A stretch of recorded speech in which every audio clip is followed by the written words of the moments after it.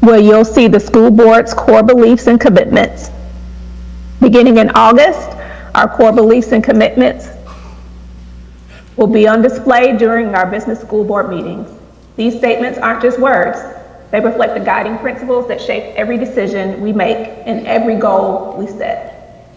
They serve as a compass for our district, reminding us of our shared responsibility to foster a learning environment where every student can thrive.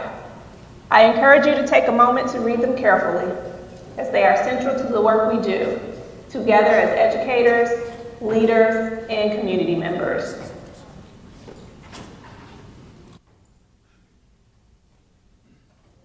The board began meeting at 2 p.m. for our monthly work session. During work sessions, we hear reports on student achievement, school operations, and system-wide initiatives. We may also discuss items that the board will be acting upon in tonight's business meeting.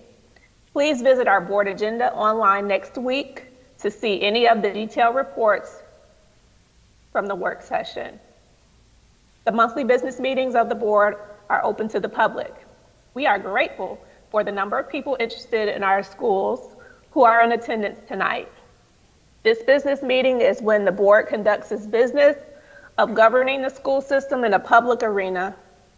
The business meetings are not meetings with the public. Therefore, comments from the audience will be confined to the time designated for citizens to address the board according to policy BCBI. Speakers are encouraged to maintain appropriate meeting decorum, follow appropriate protocol, protect the confidentiality of students, prevent defamatory statements, and ensure the impartiality of the board. The board requests that speakers not directly speak about individual students, parents, or staff members. Thank you for embracing these qualities and modeling them for our children and our community during tonight's meeting. Please silence your cell phones or communication devices before we begin our proceedings. I would like to call to the podium Pastor Chris Frith from Victory Church to lead us into a moment of reflection, followed by the Shiloh High School Air Force JROTC. Under the leadership of Master Sergeant Demetrius Cook, United States Air Force, retired and Master Sergeant Jerry Jones, United States Air Force retired, who will present the colors and lead us in the Pledge of Allegiance. Good evening, Chair Dr. Simmons, board members, and Dr. Taylor. I want to ask everyone at the time in the room, please to stand. My name is Chris Frith, and I bring you greetings and well wishes from Victory Church right here in the greater Atlanta Metro. Thank you for asking me to be a part of tonight's meeting. As we come together, may we demonstrate wisdom, integrity, respect, and grace in our interactions with each other. Let us acknowledge the many good things around us and the ways we can be a blessing to others. Thank you to those in attendance this evening who lend their leadership and service to all of our schools and community. We also extend appreciation to the many different people, our families, our teachers, and others in the community who support public education and our public school students. Finally, let us keep the children of Gwinnett County in mind as we speak, act, and make decisions tonight. With that in mind, I ask that everyone join me in a moment of silence for personal reflection about our students, our school district, and our greater community.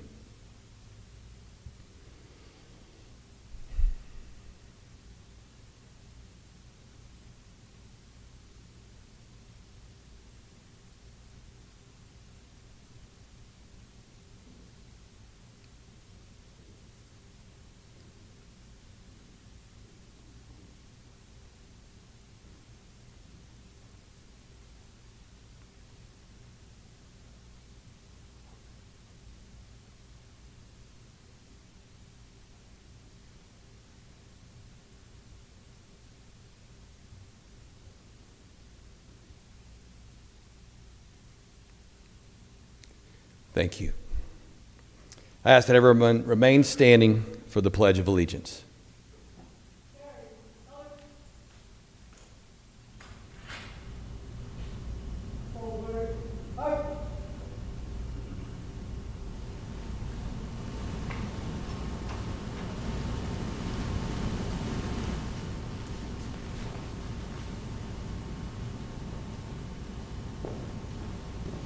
Guard, forward, left, face, reset, color. Please join me in the Pledge of Allegiance. I pledge allegiance to the flag of the United States of America and to the republic for which it stands, one nation, under God, indivisible, with liberty and justice for all. Barry, color. Right, face. Forward, arch.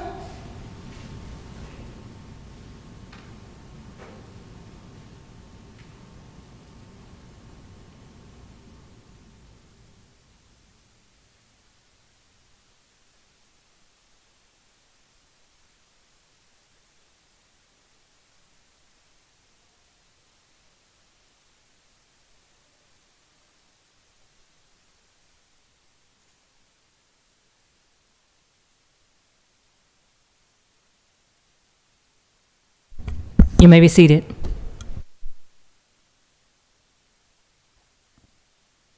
Thank you, Pastor Frith and Shiloh High School, Air Force JROTC, for being part of this meeting.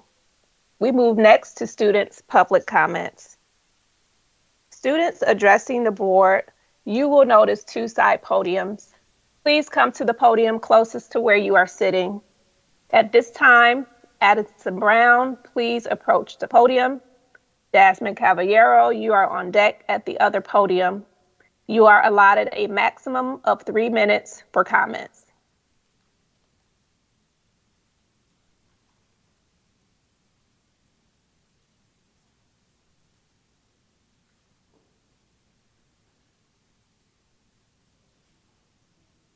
Jasmine.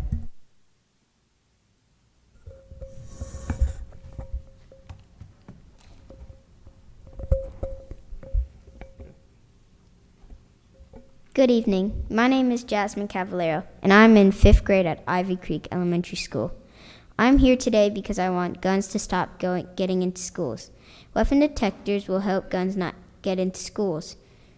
You are doing it in high school and middle schools, but elementary schools were left out. Just like there was a shooting on Thursday at Meadow Creek Elementary. A kid came in with a gun and shot a toilet. No one got hurt, but you can see how easily someone could have been shot. Now, if we want to avoid having a gun come into another elementary school, we must act now. At my school, we have leveled up a little bit by getting a safety officer in my school, but that is still not enough. It is so easy for a kid to walk in with a gun and shoot Peter, whether it is a student, a teacher, or anyone else. I mean, what does not belong in a school? A gun. It's just crazy thinking about it. There are just some bad people in the world that think it's okay to bring guns into school and shoot people, but it's not okay. You go to school to learn and not to have a possible chance someone can come in with a gun and shoot you. Just like going to Disney World, you don't have to be afraid of someone can come and shoot you there because there are metal detectors that will stop you even if you try to bring a gun. So why not do it in elementary schools? Thank you. Jackson Caballero, you're up next, followed by Cintiche Jackson.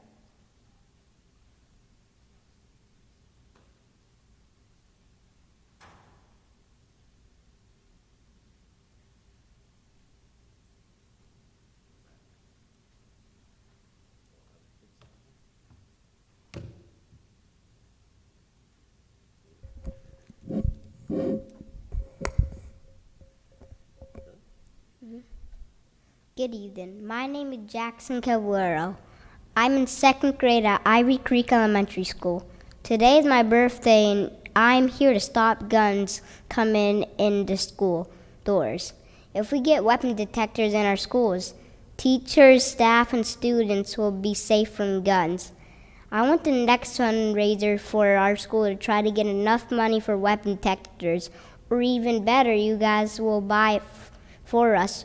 You could even help spread weapon detectors to the state and then the country. Our airports have weapon detectors. Stadiums have weapon detectors. Concerts have weapon detectors. High schools and middle schools have weapon detectors. But Ivy Creek is left out, and all the other elementary schools are left out. But if you guys get weapon detectors, we will be safe from guns. So guns won't get in the school, and none of us will get hurt by a gun in school.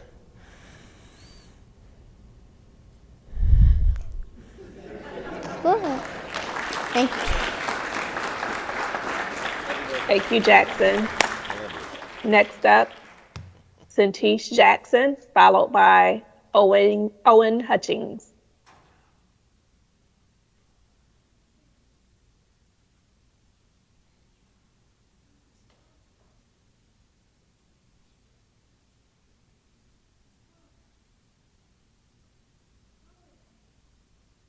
Owen,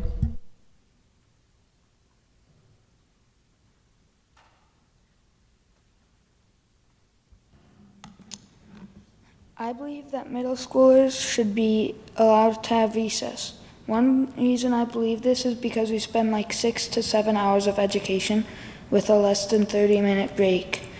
The middle schoolers have energy building up throughout the day and only get to relax for less than 30 minutes during lunch each day. By the end of the day, everybody has a lot of energy and they get in trouble most of the time. That's why I believe that middle schoolers and high schoolers should be able to have recess. Thank you, Owen. Next up, Lucas Hutchings.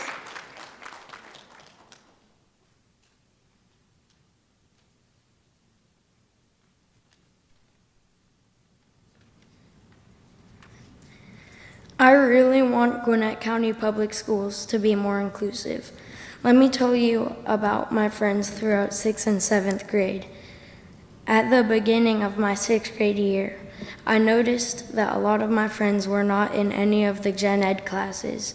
It turns out they were not even on the 6th grade floor. They were separated into special ed classes on a different floor of the building because of their disabilities. I barely got to see my old friends, and that was at Connections. But there was always somebody taking them out of the classroom. It made me really sad to not be able to even talk to my friends. I want to see my friends more often. Our schools are not inclusive enough, and I believe we can change that.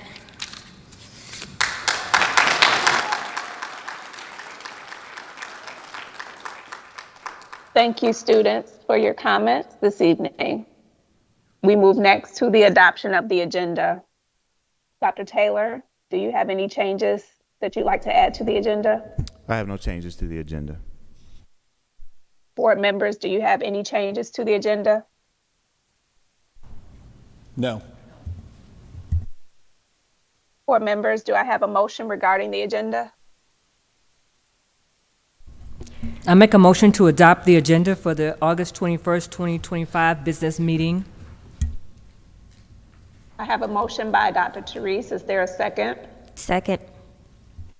The motion is seconded by Ms. Stone. Is there any discussion?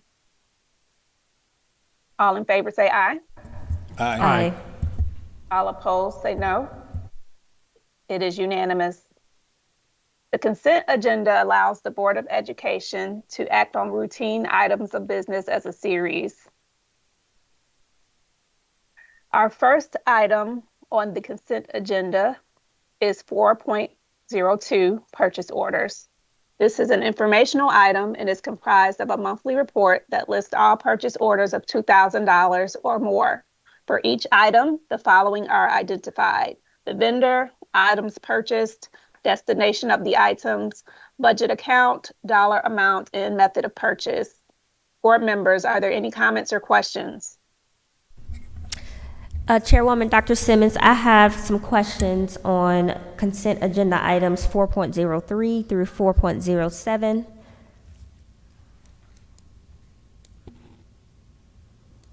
Yes, go ahead, Ms. Stone. I would like a point of information for consent agenda items 4.03 through 4.07, as I had difficulties with the portal and need to review the information. Are you asking for a chance to review, or you just want maybe just a quick summary? Quick summary, a point of information. Okay. If you have an item that's connected, Mr. Lockhart, if you, yeah.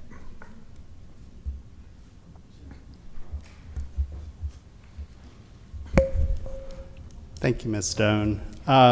I have two items on the consent agenda. One is our gas and diesel. We buy our gas and diesel through the county government. We have 11 fueling sites throughout the county. We benefit from that business partnership with our local governments, good value to the taxpayers, and we pay wholesale prices, obviously well below what customers pay at the pump. And then the spend authority, is 16 million this year. The second item I have on the agenda, 4.06, is natural gas. This is a third annual renewal for our natural gas supplier. Total spend is $1.5 million.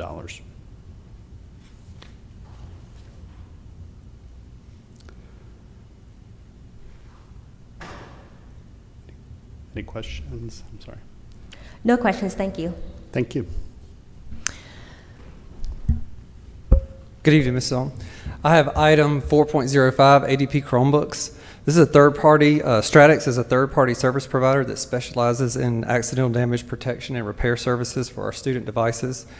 This service supports the maintenance of approximately 200,000 devices of Chromebooks, ensuring rapid device turnaround, and this agreement enables a timely, cost-effective repair for any accidental damage incidents to Chromebooks. This company comes to the schools, picks up the devices, takes them back to their facility, repairs them, and brings them back, typically in 2 to 3 days. I think the total spend is $3.2 million.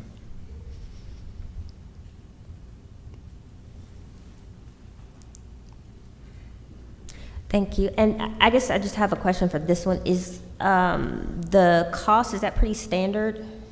It's a tiered model, so we have about 205,000 devices. The newer the model, the less it costs. There's 4 different tiers, anywhere from $17 a device to $28 a device. Older models cost more, models that aren't as old or less, models that have lots of repairs because the keyboard keeps breaking or the battery keeps going out, those fall into a different tier. So all of our 205,000 devices fall in 4 tiers, anywhere between $17 and $28 a device.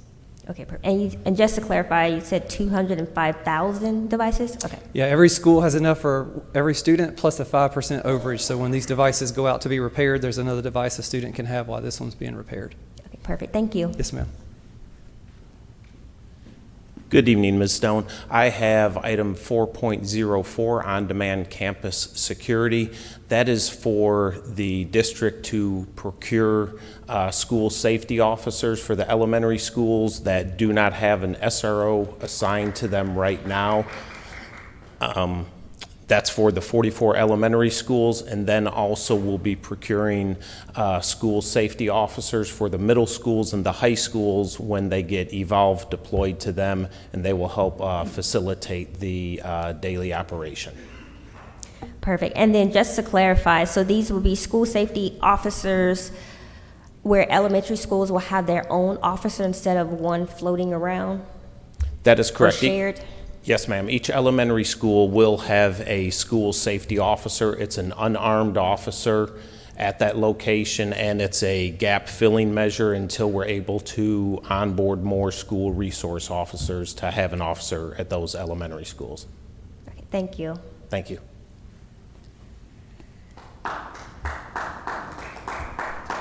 Any additional questions or comments here? No, Chairwoman, Dr. Simmons, I think I'm all set. Thank you. Thank you, Ms. Stone. The action items. Gasper. Go ahead. I'm sorry. Go ahead, Mr. Gasper. I do have 2 quick questions. One of them relates to item 4.04, the on-demand campus security. I think Chief Lockard. Can you please, I guess, help us understand? I know the RFI states awarded suppliers, award of this contract does not guarantee use of vendor services, but then it lists all the vendors. Can you provide a little more context around that, what that means? I'm sorry, can you rephrase the question? So the question is on the what's this called? This is basically the RFI that comes through on the system that's loaded up in the documents. It's the award. Yes, sir. It says awarded suppliers, and then right below that it says award of this contract does not guarantee use of vendors' services. What does that mean? Can you provide some context around that? Are we not using all these vendors, or not using the scope of all their services as it relates to the unarmed security officers that we're putting in our elementary, middle, and some of the high schools when the evolved systems come into play? Mr. Gasper, let me get Tony to kind of explain the process. You're asking more of kind of a finance question, like from the procurement side, so that may need to be addressed by that, but I think later in your question is some of that process as well, so I have Masana coming up to assist as well. Okay. Thank you, Mr. Gasper, because this was an actual bid, the RFP. The award was to all of these vendors, but it doesn't mean that they're going to have to use all of these vendors. It means that they can select from any of these vendors, but all of them met the criteria and were awarded the contract up to that total amount, not for each. Okay, so they're not required to use all the vendors? No. Okay, so No. So a vendor was selected? Yes, sir. Okay, and that vendor was? Yes, so the vendor for the elementary schools was Valor Protection. Okay. So is Valor, okay, and then there was a vendor selected for middle and high school? Correct, and we're also using a different vendor for the middle schools and the high schools. I see. Okay, so the amount spent on this bid of 3.5 million, and you're asking for an increase to 5 million tonight, is spread across those three vendors. Is that correct? Right. Okay. Total spend is that Total amount. spend. Yes. Okay, and that's for a contract term of 1 year. Correct. Okay. For the school year. For the school year days, term. yes, sir. Okay, just so I am understanding that correctly. Okay. Okay, thank you. So that's one question there. My next question is for the ADP Chromebooks.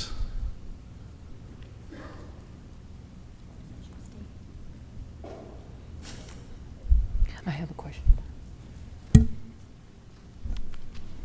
Yes, sir. So I understand what this additional spend is for. Does our current contract not cover this type of accidental damage for normal nominal use of our Chromebooks in our schools? Yes, so our contract began in 2021, and at that time we had 168,000 devices, and now we're up to 205,000 devices. So because we have more devices, there's a need for additional funding. Understood. Okay, thank you for that clarification. Yes, sir. I have one question. It's related to the IDR Inc. I see we have several different amounts here, and I just wanted to get a little bit more clarification on the duplication here, and if you can tell us what that IDR is. Sure. So this month's PO includes a number of items that are categorized as IT consulting and contracts, and those POs are written against an April board consent agenda item that was IT on-demand professional services. So as you know, we have a very large district, and many of the systems and solutions that we provide are incredibly robust and highly customized. And we use professional services for some of those nuanced, highly skilled positions. So it's contractors. And we have about 75 vendors. We probably use about half of them. Okay, so they're individuals sort of working, so that's why it's multiple. So certain, I see that's their various amounts. So it's, I guess, depends on the need of this particular school that they're at. Okay. That's correct. Thank you for that clarification. Dr. Simmons, I think that's it. Thank you. The action items on the consent agenda are as follows.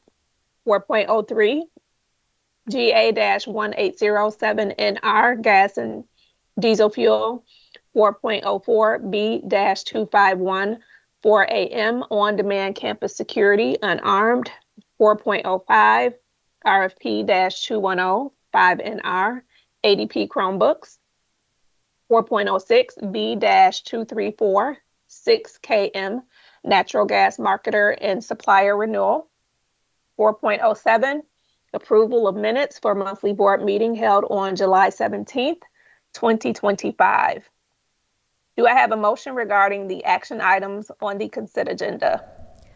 I make a motion that we approve items 4.03 through 4.07 on the consent agenda. I have a motion by Ms. Stone. Is there a second?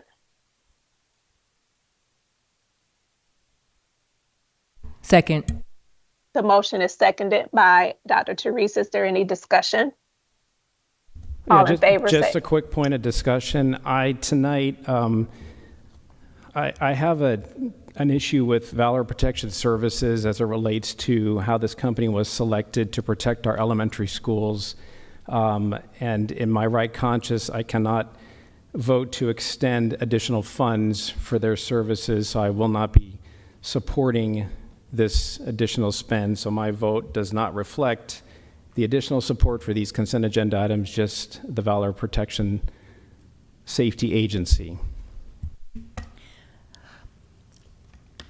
Can someone explain, because I want to get understanding as to kind of what the process is and why it's not supported. So I know we have people who've advocated for this for a while, and I'm just curious, I guess, Mr. Gasper, or if someone from the school system can explain the process so that there's some understanding around the selection. Like, I think, was your question answered? 'Cause I'm just curious. I'm wondering what is. No, I don't think I need any explanation as to why. My concerns lie in the experience of this organization to fully protect our elementary schools and the credentials that they bring to the table. I understand the selection process. I understand that they might have met our district's policies and requirements under taking care of our students in the way that we might see it, but I feel that they do not meet or don't have enough experience, real life experience, to meet the needs of our students in our schools. They may have been trained by our SRO staff, and Chief Loughran in his own right is well trained and well certified to do his best work. I just don't feel that this particular organization would bring enough value to our elementary schools. We have students here tonight speaking about the safety that needs to happen in our elementary schools. I feel that they just don't do enough. That's my personal opinion. I choose to not cast a vote for them tonight. Okay. And that certainly is your prerogative. And I don't have any personal opinion related to this organization either. And frankly, uniformed officers walking around the schools as well. But I would like for for more explanation around this, because I don't want this then misinformation and disinformation to be out around what this is about. So if you can just share with us the process, why they were selected, are they qualified, and all of these questions that may be out there that they're not meeting the standard, can you share with us to make sure that certainly from a merit-based perspective that this organization, and I don't know them, advocating for them, I just want to make sure the process is one that is an equitable process. Yes, thank you, Dr. Johnson Morgan. So we had 15 applicants that submitted bids for this on-demand service. Myself and two other individuals within our department reviewed all the applications. We chose the top 5. Those 5 were interviewed in a process involving all 3 of us. At that point, we determined that the top choice was going to be Valor. We looked at a couple different things. We looked at experience inside a educational environment, having educational-based knowledge, like referring to FERPA, stuff like that. We also looked to evaluate current clients, and this was done through on-site review and also telephone contacts to see what kind of history they have, what kind of customer service they relate. Also, we looked at their ability to fill all of the positions. To your point, we also looked at their internal training, what kind of internal training is used. We also incorporated our own training. And then once we implemented the project, we also are reviewing the positive feedback from our current principals. And we've gotten extremely positive feedback from a lot of our principals. And if I'm not mistaken, they were the most expensive bid received, or one of the highest bids received? Yes, sir. Okay. That's not a defining issue for me. My concern is not, it should not be taken out of context in a sense where I don't expect not to have unarmed security presence in any of our schools. Not at all. In doing my own personal research, I just feel that based on the research I did, looking at the organization, the leadership of the organization, and of course, nothing negative about you and your team. You guys do a phenomenal job with your leadership and your team's leadership. But you also have to release them on their own. They have to be responsible for doing their own scope of work in the school buildings, and that's where I don't have 100% faith, and so I personally can't get behind that. But thank you for the context and the details. Thank you. Mr. Lockhart, did I hear you correctly when you stated that this group, they are trained in FERPA? Yes, during their training, they provide information to their candidates, to their school safety officers regarding FERPA and protection of child's information and everything. And can you go further into details what FERPA is? Yes, that's the protection of private information for our students, that none of that information is disclosed. Falls in the same segment of HIPAA, but in regards to federal education. Thank you. Can you share, and again, I have my personal opinion around investing in root cause and other issues around mentoring and investing in things that even is the reason why we have our security. So I would be remiss to say that my personal opinion is that we should certainly invest in more of the root cause issues, and so I stand by that. And I am curious to know if this firm has training and experience in dealing with children who are special needs. I do know that there is a different level of risk when people with uniforms are managing students who may be in a crisis or special needs. And can you share about the mental safety as well as the physical safety of students who may need a different type of service? Yes, ma'am. Their officers do go through de-escalation training.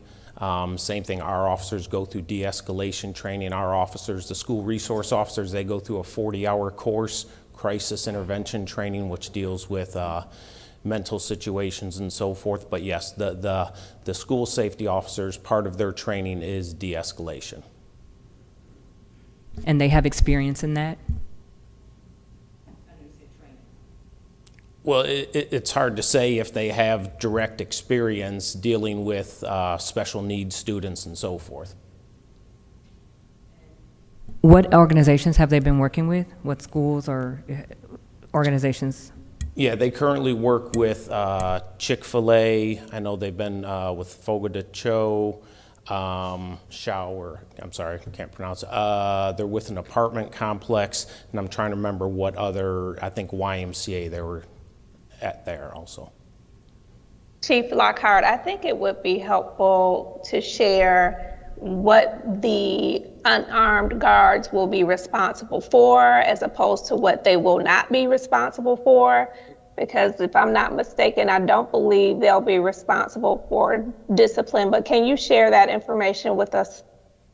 Yes, Dr. Simmons. Yes, the school safety officers, they will not be handling any kind of disciplinary incidents. They will not be handling any criminal incidents. They're there to assist with car rider arrivals, dismissals, to check the perimeters, to check the outside doors, to make sure the outside doors are secure, to check the playground, make sure there's not any suspicious activity, or be it a wild dog running on the playground, those type of responsibilities. So staff should not look to these hired security guards to assist with discipline in any way. And I'm assuming that the staff have been trained as well as the guards have been trained on, what they are and what they are not responsible for. But can you confirm that? Yes, you are correct. We had our own internal training with them that we provided, and that was covered in that training, that in no aspect or capacity are they to be involved in any kind of disciplinary measures and so forth. Thank you for Any that. other questions or comments, team? Thank you for that question, Dr. Simmons. So do you believe that this decision is the best decision that you all made, and it was a process that you feel like was a fair process, and you got the best person from a merit-based perspective to earn this contract? Yes, I feel confident Okay. with our decision. Thank you. Thank you. Thank you.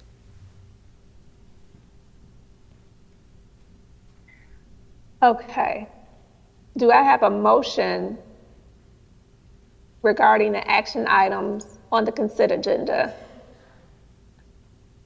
I think did we already have the motion? Was that a motion by you, Ms. Stone, previously? Yes, that is correct. And seconded by Dr. Therese? Yes, that's We've had correct. discussion. Is there any further discussion? All in favor say aye. Aye. All opposed say no. No. I believe we have 4 in favor and 1 opposed. We move next to interim superintendent's reports. Dr. Taylor, I turn it over to you. Board members, you have heard the monthly human resource report this afternoon in executive session that included a list of all employees being hired, taking leave of absence, and terminating employment. I would like to call attention to the leadership appointments that were discussed in executive session and are being recommended to you for approval along with the other personnel mentioned during executive session. I am recommending Angela Bentley, Executive Director of Employee Services, Division of Human Resources, with an effective date of September 29th, 2025. We also have one informational item, Jeremy Riley, Principal, Mary K. Murphy Middle School, with an effective date of January 2nd, 2026. Chair Dr. Simmons, I recommend approval of the monthly human resources report. Do I have a motion regarding the monthly human resources report? I make a motion to approve the monthly human resources report. I have a motion by Mr. Knutson. Is there a second? Second. The motion is seconded by Mr. Gasper. Is there any discussion? Yes. Interim Superintendent Dr. Taylor, could you shed light on the Mary K. Murphy Middle School and provide context for folks who might be listening? Just general context, or is there a specific question you want me to try to answer? I guess what I'm trying to bring out is this is the new middle school in the Archer cluster. Gotcha. Yeah. Okay. And we are about to vote on who will serve as the new principal of that school. Right. So this is the school that is opening fall of 26. And what we wanted to be able to do was we wanted to make the naming of this individual early enough to allow for a backfill process to take place. Generally, when we open a new school, we do allow the incoming principal a little bit longer runway. Obviously, to open a new school requires processes that are different than transitioning to an existing building, and starting someone the summer before doesn't give him or her enough time to make the necessary moves that have to be made to open successfully. So for middle schools, our general pattern is we give an additional semester to allow for the incoming principal to start that process. And so he will be, with your approval, this evening, he will be starting on January 2nd. But what this will afford us an opportunity to do is the backfill for Bay Creek Middle School. In this process of transitioning principals, we never want any school to be left at a disadvantage, and so this gives us a significant runway to screen candidates for his replacement as well. Thank you. Any further discussions? All in favor say aye. Aye. All opposed say no. It is unanimous. Dr. Taylor?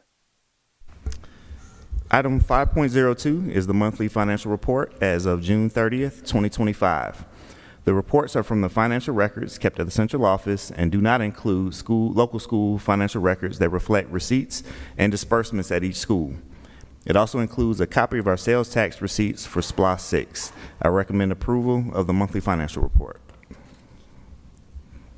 Do I have a motion regarding the monthly financial report? I make a motion to approve the June 30th, 2025 monthly financial report. I have a motion by Dr. Therese. Is there a second? Second. The motion is seconded by Mr. Knudsen. Is there any discussion? All in favor say aye. Aye. All opposed say no. It is unanimous.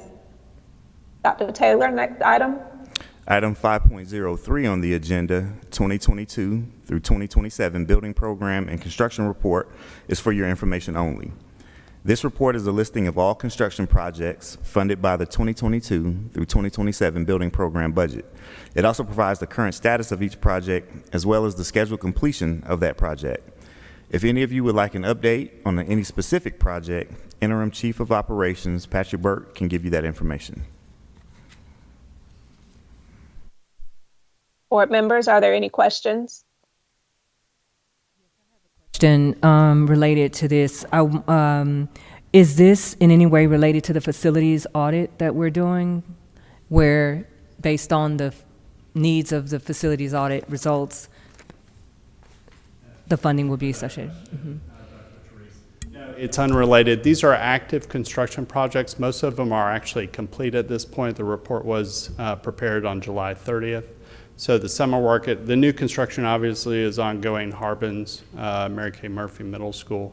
The summer work's completed with the exception of a few roofing projects which have gone into the fall and or being canceled.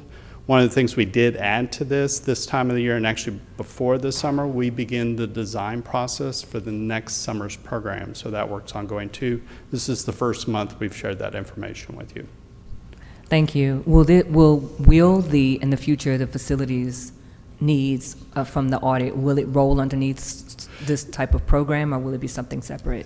As projects come forward, they will come to the board. We're trying to keep the board aware of everything that's ongoing in the facilities and operations team. Thank you. I appreciate it. Thank you.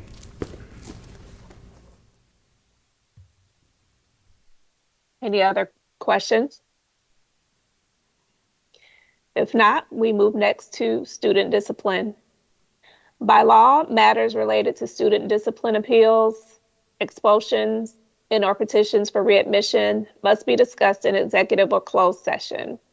Georgia law further requires board members to affirm in the public business meeting the action taken in executive session.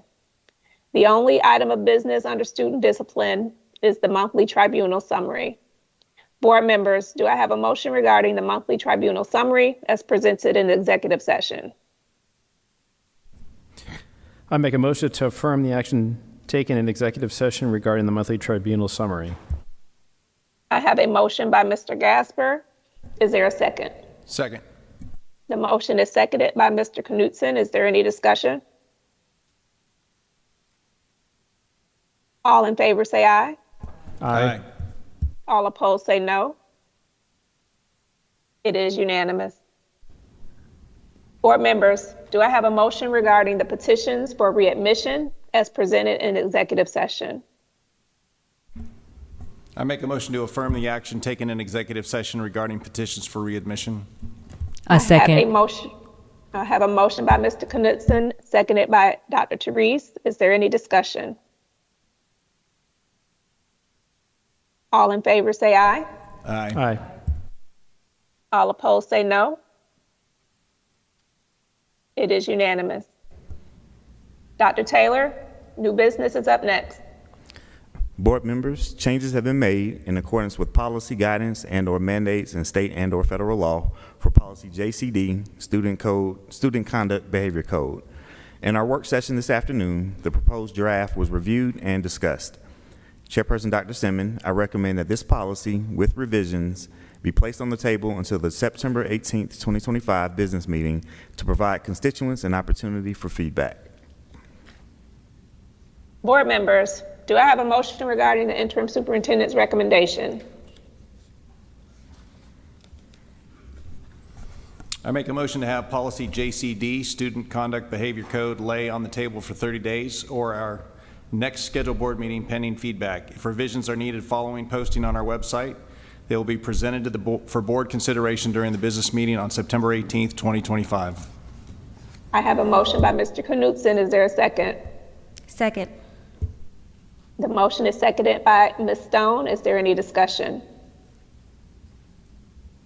All in favor say aye. Aye. All opposed say no. It is unanimous. Dr. Taylor?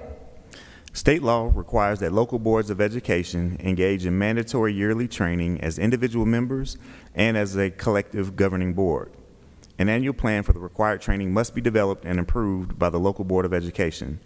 Approval is sought for the Gwinnett County Board of Education's 2025-2026 plan and submission of the plan to the State Department of Education. I am recommending that the board adopt the 2025-2026 Board Superintendent Team Development and Training Program Plan. I make a motion to approve the proposed Board Superintendent Team Development and Training Plan for 2025-2026. I have a motion by Dr. Therese. Is there a second? Second. The motion is seconded by Ms. Stone. Any discussion? All in favor say aye. Aye. All opposed say no. It is unanimous. Dr. Taylor?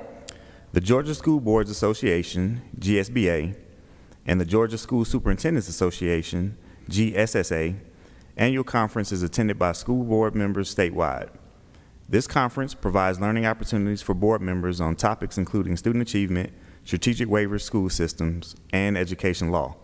The conference registration fee and travel would be paid for those board members participating.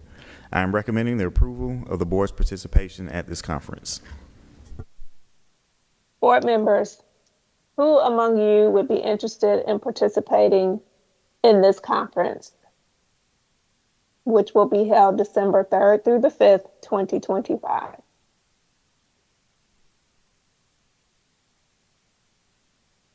We have I would be interested. Mr. Dr. Therese, can you Knudsen, call we have out? Dr. Thank you. Therese, Dr. Therese, Mr. Knudsen, And me.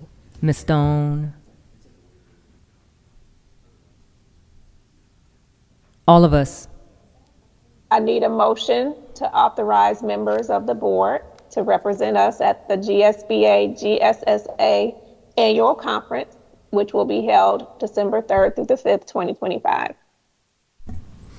I make a motion to approve Ms. Rachel Stone, Mr. Steve Knudsen, Mr. Steve Gasper, Dr. Johnson Morgan, and Dr. Simmons to represent us at the GSBA GSSA annual conference, which will be held December 3rd through 5th, 2025. I have a motion by Mr. Knudsen. Is there a second? Second. The motion is seconded by Ms. Stone. Is there any discussion? All in favor say aye. Aye. All opposed say no. It is unanimous. Next, we will have constituents' comments regarding policy and/or school operations. Jennifer Chapin, please approach the podium closest to you. Dr. Alexis Williams, you are on deck at the other podium. Thank you.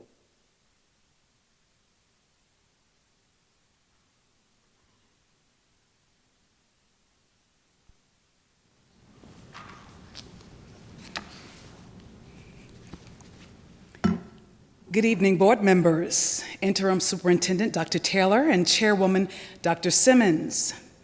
16 years, that's how long South Gwinnett High School has gone without classroom building expansion. 16 years means an entire generation of students has walked our halls without ever experiencing modern, safe, and additional classroom facilities their peers at Archer, Grayson, and Parkview now enjoy. My name is Dr. Alexis Williams. I am a parent, business owner, licensed attorney, community advocate, and a proud supporter of the South Gwinnett cluster, represented tonight by the Sea of Yellow in this room. I stand before you on behalf of more than 900 plus parents, students, teachers, and community members who signed a petition urging this board to prioritize equitable investment in South Gwinnett High School. Here's the reality: our classrooms are overcrowded. Parking is severely limited, and now unsightly trailers sit on our campus. Temporary boxes that send the wrong message to our students about their value. You will hear firsthand from one of our student representatives about how these trailers are negatively impacting our children physically, academically, and emotionally. This is a very real problem that can and must be fixed. Meanwhile, other high schools have received new field houses, new buildings, and new campus additions. Patience is not a strategy, it is a paralysis of priority. We are not here to complain, we are here to partner. Our request is clear, that eSPLOS funds and construction resources be identified, earmarked, and shared with the South Gwinnett community by December 2025. This is a reasonable, urgent, and achievable sign of good faith that our students, teachers, parents, and community have not been forgotten. We're leading as champions of this charge on behalf of our children, and we invite you to join us. Equity is not just a policy, it's a responsibility. And every student at South Gwinnett deserves the dignity of learning inside a real classroom, not a trailer. In closing, our children cannot learn in trailers while promises sit in storage. I am Dr. Alexis Williams. Thank you for your time. Sylvan David Walker, you're up next, followed by Sarita Thomas.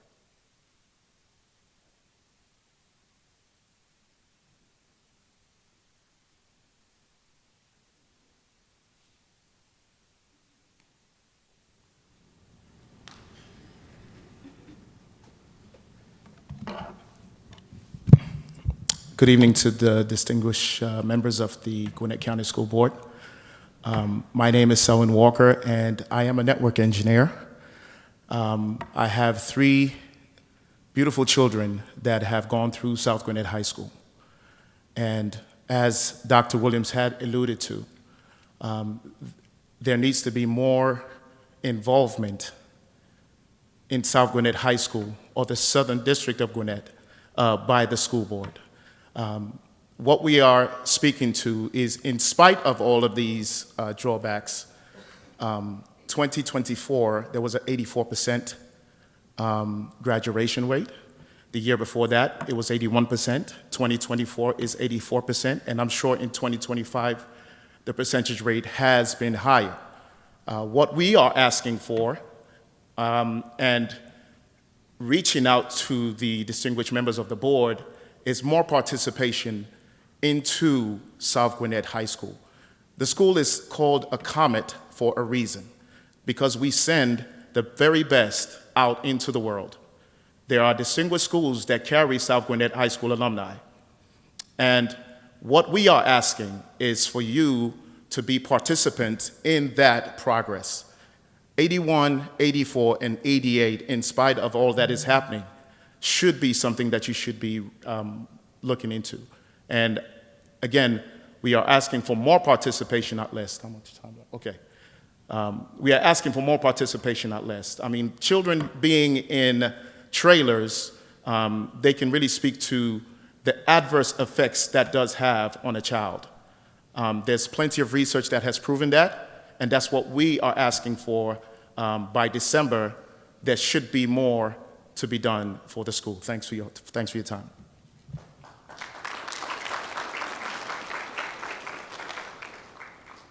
Sarita Thomas, you're up next, followed by Sky Williams. Good evening, members of the board. My name is Sarita Thomas, a proud parent of a South Gwinnett High School student, class of 2026, an advocate for the proud Comet Nation. I stand before you to speak about two values that must guide every decision for students in Gwinnett County: equality and equity. According to the Blueprint for the Future, GCPS is committed to empathy, equity, effectiveness, and excellence. These are not just words. They're principal promises that every child, no matter their zip code or school, will have resources and tools needed to succeed. But principles only have power when lived out in action, and the reality is this: South Gwinnett High School has not received funding for a major campus improvement in over 15 years. Meanwhile, surrounding schools of comparable size, needs, and student populations have received new additions, renovations through East Blos. Our students are left in conditions that fall short of both equality and equity. The trailers on our campus lack safety, technology, and comfort of permanent classrooms.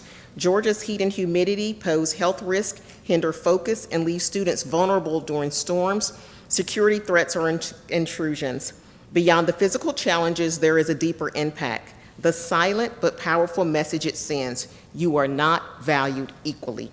When our teachers struggle to create effective learning environments in ill-equipped makeshift spaces, it tells them your efforts are not supported. This is not just a facilities issue, it's a fairness issue. Equality means treating every school with the same importance. Equity means recognizing that when one school has been left behind for a decade and a half, it deserves purposeful investment to restore fairness and balance. South Gwinnett High School is not asking for special treatment. We are asking for the equality of opportunity and the same equity and resources extended to our neighboring schools. Our community is ready to partner with the board on permanent solutions, but we cannot accept another decade of waiting while others advance. Our children are worthy of every resource, every opportunity, and every investment that equity calls for and equality demands. Their safety, confidence, and futures are directly tied to the environments in which they learn. So tonight I urge you to honor the district's own promise. Let equality and equity move for words on the website to the action in our schools. Let South Gwinnett finally stand on the same footing with our surrounding schools. Because when equity and equality are real, every child thrives, every teacher is supported, and every community knows it's been valued. Thank you for your leadership, partnership, and commitment to making fairness a reality for all our children. Sky Williams, you're up next, followed by Jeremy Caballero.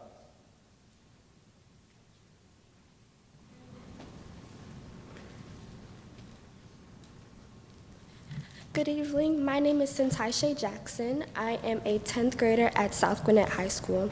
As of the 2025-2026 school year, I was informed that unfortunately I would be one of the hundreds of students that would have to leave the safety of the school building to take classes outside in trailers each week. For the last 3 weeks of school, these classroom trailers have caused significant problems for my peers and I, mentally and emotionally, educationally, physically, and in a sense of safety and security. For example, recently we had experienced severe rain and thunderstorms, causing the principal to announce that all trailer classes would be inside the school building.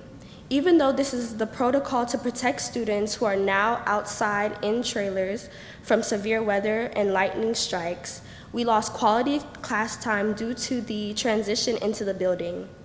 Physically speaking, my peers and I have experienced that the trailers have either been extremely hot or extremely cold. For example, on Tuesday, my teacher had to move our entire class inside the building due to the fact the AC had stopped working, and the trailer classroom was absolutely sweltering.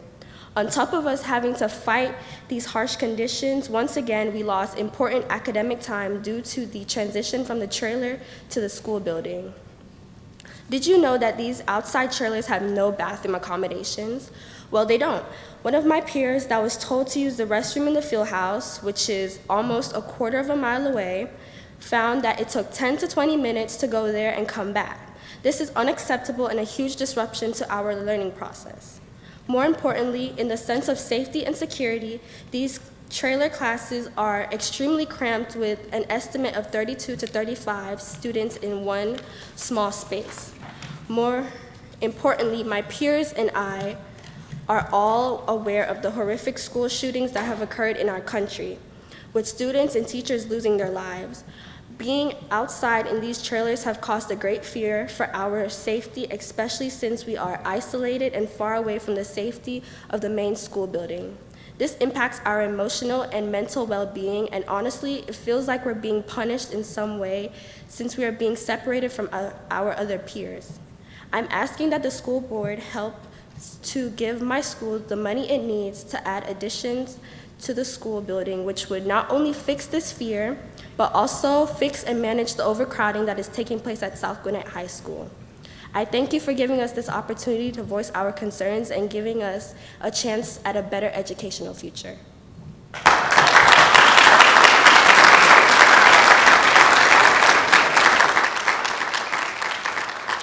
Next up, Jeremy Cavallero, followed by Dexter Russell. Good evening. I want to talk to you tonight about something that's not politics or budgets. It's about our children. My kids, my 3 kids, are my world. I got 2 of them here tonight. It's not a day that goes by that I don't want to be with them, hold them, get their hugs, their kisses. I want to be able to see their faces when I get home. I want to see their smiles and their laughs, the way their eyes light up when they tell me about their day and tell me some goofy stories. That's everything to me. My son Jackson here, who spoke earlier, at 1:04 p.m. today, he turned 7. 7 years old. It's a crazy kid. He loves to read, run around in a dinosaur mask, try to bite his sisters, and unfortunately play the drums on a new drum set that he just got for his birthday. John Bonham and God Help Us. So I'm blessed to have the ability to drop him off at school in the morning, but lately I've been feeling a knot in my stomach every time I do that.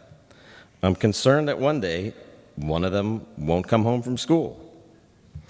I don't ever want to be the parent who has to stand up here and talk about their child in the past tense. I don't ever want to hear someone say that of their own child, that it would have been their child's 7th birthday. That's a story we don't have to live. We can prevent that tragic reality from ever happening to one of our families. We can control the story right now. We can make a difference right now. We can take action and install weapons detectors in every school, K through 12, in our district right now. Rolling out weapons detectors this year to middle and high school is amazing. Just don't leave out elementary. That boy in Meadow Creek could have killed somebody last week, or maybe even killed himself. This isn't about politics. It's not about the Second Amendment. I'm a gun owner too. It's not about the additional expense. It's about our children's lives. It's about ensuring each and every parent gets to hug their child when they get home from school. It's about letting kids be kids without fear. We're starting to protect the older kids. Now let's focus on elementary. Make an impact that hasn't been seen in the entire country. 10% of the kids in our state go to Gwinnett County Public Schools.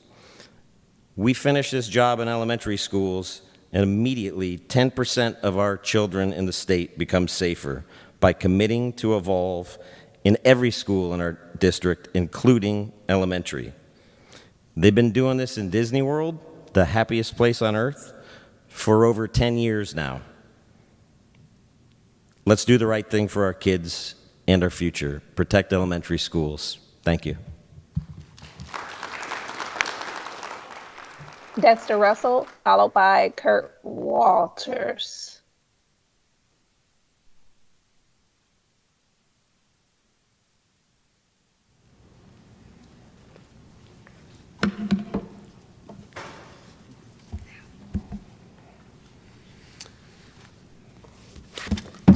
Since the gentleman before me is not here, do I just go? Okay, I want it to be official. Good evening, board members. Name is Kurt Walters. I have my lovely 3 boys, Mason, Liam, and Jeremiah. I had a prepared speech tonight, but I will say I'm motivated by the dialogue as it relates to school safety. I was here 3 meetings ago, when it was announced that we were going to move the weapons detection system into the middle school and high school. My eldest son is one of the first students to experience going through the metal detection system. Growing up in New York, we thought metal detection systems was taboo. But I will tell you, ever since I held Liam in my hand, Mason in my hand, and now my baby, 6 foot, 14-year-old, and I am so passionate about them returning home every single solitary day. I'm getting choked up because I'm so committed about the need to protect the high schoolers, the soon-to-be middle schoolers, and the elementary school kids. I live in a beautiful neighborhood. I live in a beautiful county. So this commitment is going beyond what I want to do for my kids. Is for all the parents. There is no feeling when you call your child and they do not return your phone call. There's no other feeling. So I'm hopeful that you guys take the action to commit with committed parents. Jeremy and I, we share the same story, the same passion. 3 kids.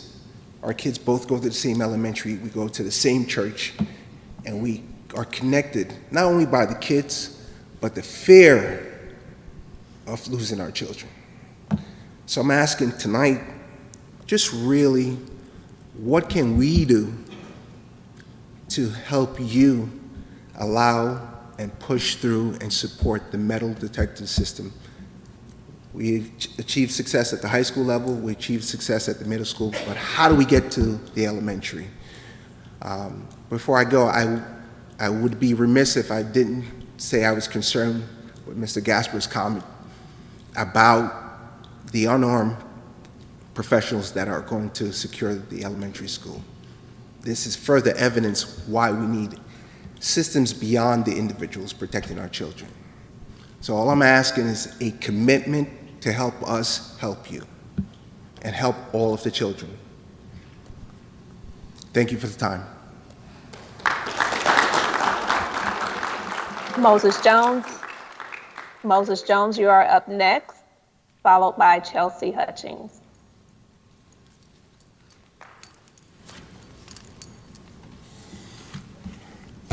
Thank you, Gwinnett County School Board, for hearing me out. My name is Moses Jones. I have 2 children in Gwinnett County School System, 14-year-old and 11-year-old, first year in high school and first year in middle school. I have not seen or heard from them in 4 months. Me and my wife are going through a divorce, and with the help of Gwinnett County School System, their mother, with no paperwork from the court, went to the school and erased me from everything. She changed their home address, where they had been living for all their life.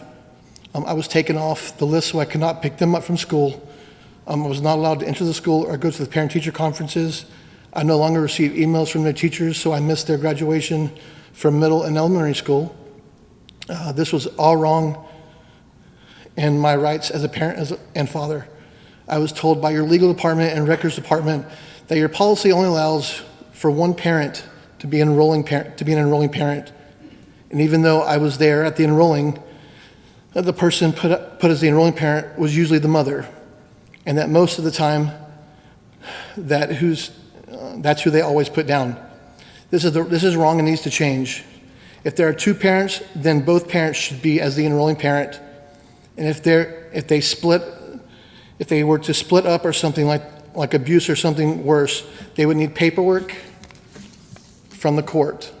For emergencies, you can go to the Gwinnett County Sheriff's Department 24 hours a day and get a PTO for violent parents, so that they can be put on hold and not be able to pick the children up. Gwinnett County should not have the power to take away the rights of parents. That should be left to the court, not you guys. Thank you very much.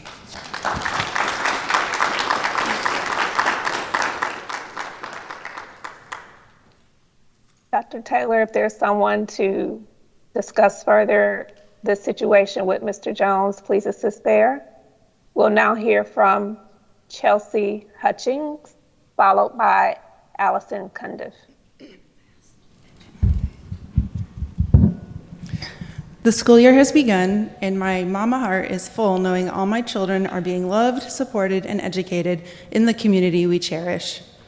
I don't take this privilege for granted. For families of neurotypical, able-bodied, not marginalized students, this privilege often goes unnoticed, but for families like mine, it is fragile and hard-fought. I can fill bookshelves with the binders, documents, and books I've collected in just 2 years of advocating for my son.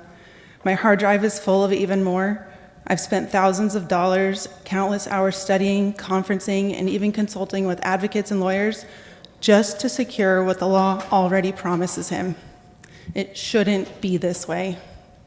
Another mother of a child with disabilities put it perfectly. Quote, "Parents shouldn't have to become near experts in education law to make sure their child's civil rights are met," end quote. And yet here we are. My advocacy has grown beyond Theo because I see the same burdens falling on countless other families. Consider what many of them already carry: surgeries, therapies, nursing care, tutors, medical devices, and more. Then add the barriers faced by families who are working multiple jobs, who speak another language, parents who may even be disabled themselves, or who simply don't have the resources to take on an institution. Parents are left in the dark, pressured, fatigued, and told stories that don't match reality. It shouldn't be this way. And for all the district does to uphold the current system, the outcomes aren't even good. Our district is out of compliance with state standards for special education. We are below the national average, and we are failing even by our own, quote, excellent standards. We are long overdue for some real systemic reimagining. We need to stop defending programs and look at the effectiveness of our interventions and supports. We need to stop providing resources only to segregated classrooms and equip all of our teachers in all classrooms with tools to teach all children. We need to stop training on how we've always done it and seek training from people who are already doing it better than us. We need to stop trying to fix our children with disabilities and instead look for ways to alter environments, provide support, and create more accommodations and access. I have to worry about another fight with the system at least once a year for the next 15 years. I think there might be a better way to spend my and your time and resources. Thank you. Allison Cundiff, followed by Steve Smith. Good evening, Chairwoman Dr. Simmons, members of the board. I hope you are having a lovely first month of back to school. As an educator, this is always a joyful time for me. As the president of the Gwinnett County Association of Educators, I have a question for you. How much does transparency, employee retention, quality instruction, and school stability mean to the Board of Education? Gwinnett County Public Schools is the only Metro Atlanta school system that sabotages itself in this area. We are the only metro county that does not allow employees to invite a chosen witness to disciplinary proceedings. The right to a chosen witness assures employees that disciplinary proceedings are a learning opportunity, not an ambush meeting. Employees who are open to learning are more likely to leave a disciplinary procedure with an attitude of growth, which fosters positive relationships, improves performance, and promotes retention. In a time where we are hiring more career switchers going through alternative programs, I'm sure you can agree that every year of experience, whether it's in the classroom or holding a commercial driver's license, counts more than ever. Furthermore, such policy reduces the cost of employee turnover, mitigates the chances of a supervisor incurring liability, and allows supervisors and employees alike to focus on GCPS's mission of continuous improvement. For these reasons, GCAE has asked to have a chosen witness policy like that in Cobb County instated since 2021. This policy has been sent to all board members and the interim superintendent. Additionally, I hope this board will consider implementing protected planning time district-wide and begin the process of reducing class sizes in our promise schools. I hope that you agree that our students will benefit through and deserve smaller class sizes, greater retention of highly qualified employees, increased instructional effectiveness of employees with time to prepare and tailor lessons to the needs of each and every one of Gwinnett's children. Thank you. Steve Smith, you're up. Tanisha Banks, you will follow behind Steve Smith. Last time I covered the fact that you hired a firm that cost way more than others for the new superintendent search simply because you wanted to. Today, look no further than Valor Protection. In May, you approved a $3.5 million budget for 1 year to put unarmed security officers in elementary schools, which I found ironic because I proposed to each and every one of you multiple times last year a program to put volunteer retired police officers and vets in schools at no cost for the same purpose. You put out for companies to bid and named 15 finalists. Prices ranged from $24 an hour up to $38 an hour. Who did you pick? The most expensive one in Valor, literally 50% higher than the lowest price. Why? They're only paying their guards $18 to $20 an hour. Why were they selected? None of their clients are schools. Is it because they had DEI in their bid? Valor's doing such a great job picking these guards that 2 were already rejected for having active warrants, one of which fought our police officers when they tried to apprehend him. At $38 an hour rate, that 200-day employee costs us $60,000 a year. Our starting salary for a level 2 SRO, $58,900. Therefore, you could have hired 59 new SROs with that money instead of unarmed former McDonald's employees. But we know how you feel about police. You'll pay them overtime to protect you from being yelled at by me, but you won't put them in our schools. So once again, you've raided taxpayer dollars for your own personal vision. Gwinnett taxpayers voted to cap property taxes with HB 581. You willfully pissed on us by opting out, telling us you couldn't afford $35 million losses. Yet you voted today for another $1.5 million towards Valor, because now you need extra bodies for that Evolve system that we didn't need. That cost us $23 million, when a very easy Google search will show you they've been subject to multiple lawsuits for false advertising claims, false alarm rates between 30 to 60% in some cases. If you don't turn the sensitivity up to a grade D, it won't even pick up a Glock, but it will set off for 3-ring notebooks and Chromebooks, which you force our kids to take home every day. Again, I laid all this out for you last year, as did others, but you decided you wanted to spend $23 million on a false sense of security. That's $28 million combined wasted, or 475 police officers you could have hired. You don't get to keep using our tax dollars for your own personal charity fund. Gwinnett County states on RFPs, award will be made to the lowest responsive and responsible bid. We, the taxpayers, ask that GCPS policy become this as well.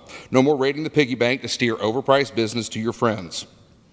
This isn't the will or the vision of the people. This is the vision of Adrian, Therese, Rachel, and the Steves. Poorly informed voters putting you guys up there doesn't mean you're qualified to make these budget decisions. My shirt actually says, "A penny for your thoughts seems a little pricey," but a penny for your warped vision and your social engineering slush fund is entirely too much as a tax. That's why I and the people I know will be voting no to eSplost in November. The free ride's over. You need to learn to live within your means, like the rest of us who can't steal it from our pockets.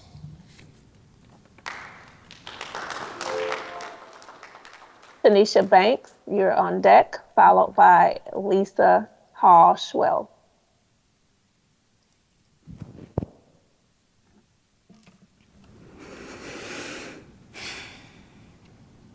Good evening, board members. Let's get right to it. The outdated QBE formula in Georgia must be revised. Overcrowding classrooms overwhelm teachers, limit individualized instruction, increase student disruptions, and lower academic performance. And class size? That's been an issue for decades. I know during my years as an educator with Gwinnett County Public Schools, I was complaining about it too. So believe me when I say I sympathize with teachers, administrators, principals, students, and support staff. But let's be honest, it's unfair, it's unsustainable, and frankly, it's ridiculous that we are still signing off on this outdated system. The Georgia General Assembly has a responsibility. Modernize the QBE formula so it reflects today's classrooms and today's students. Let's remember, the Quality Basic Education Act was passed in 1985. That's 40 years ago. And here we are in 2025, still using a formula written back when floppy disks were cutting-edge technology. That's not just outdated, it's embarrassing. Now, Gwinnett County signed the Swiss IE2 waiver contract back in 2009, which basically allows the district to keep its funding even when classes go over the maximum number of students. Sounds helpful, right? Except it's not. It's like watching a cat chasing its tail. Round and round we go with no real solution. And to make matters more interesting, the Board of Education just entered its third waiver contract with the state in July 2024, set to run until 2030. Translation, this problem isn't going away on its own. Now, here's where I get a little pointed. I don't know exactly who's responsible for managing government affairs for GCPS, but whoever it is, they need to step it up. Let me spell it out. As a government affairs or policy staff member, your job is to represent this district at the State House. That means paying attention to legislation and protecting the interests of teachers and students. So when HB 767, what I call the shut up and dribble bill, slips by and catches everyone off guard, that's a failure. And I'm going to say it plainly, Mr. Goldie, do your job. Represent this board and the school system. Don't let bills that harm children, teachers, and this board's authority slide by unnoticed. Teachers need relief, and believe me, we see, and so does everyone else. And finally, fairness matters. Teachers should have representation when facing disciplinary or HR proceedings. They deserve support, someone in the room who's on their side. Fair is fair, and if we say we value teachers, then we need to stand by them and not leave them to fend for themselves. So let's do what's right. Update the QBE formula, reduce class sizes, protect our teachers, and give our students the learning environment they deserve. 40 years of waiting is way too long. Thank you. Lisa Shell, followed by Mark Lewis Johnson Sr.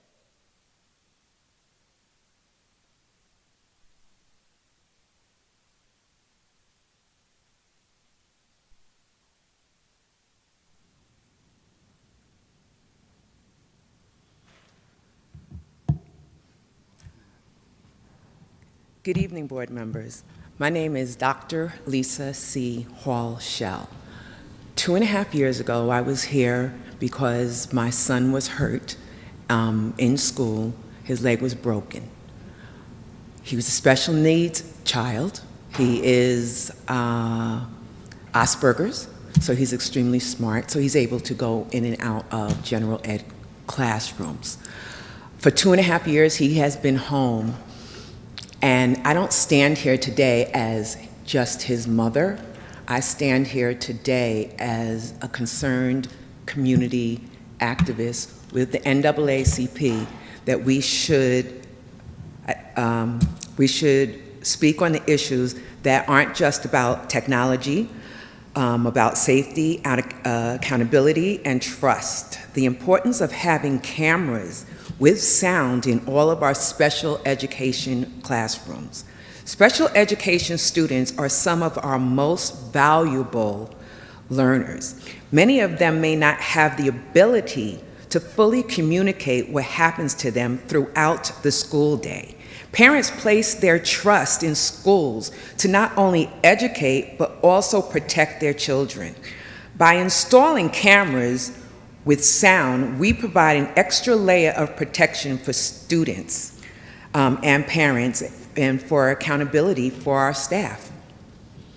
Cameras with sound ensure transparency. They serve as a safeguard against abuse, neglect, misunderstanding, and they can also highlight the incredible patience and dedication of some of our teachers and staff who work in these classrooms.